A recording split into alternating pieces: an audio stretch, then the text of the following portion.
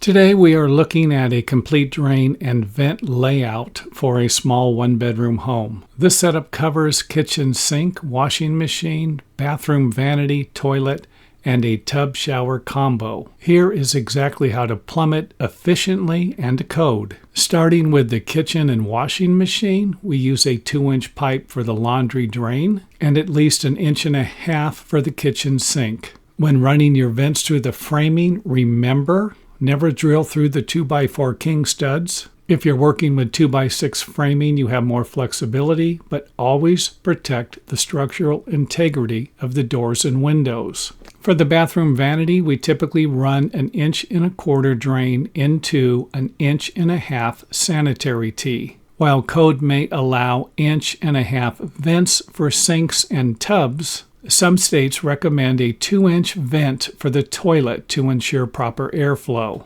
If you're building on a concrete slab, remember to box out the area under the bathtub before the pour. This gives you the necessary room to install the trap later.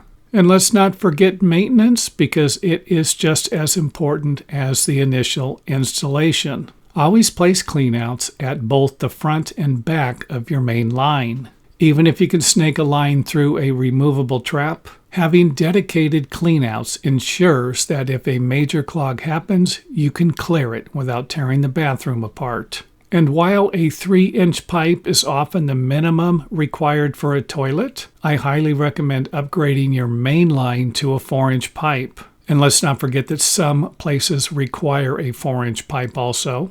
And this is a tip. Any plumber will tell you that this will be money well spent to prevent future blockages. And for the best flow, use combo Y fittings and long sweep 90s instead of a short sweep 90-degree turn. Finally, when installing your vent system, ensure every horizontal vent pipe slopes back toward the waistline at 1/4 inch per foot.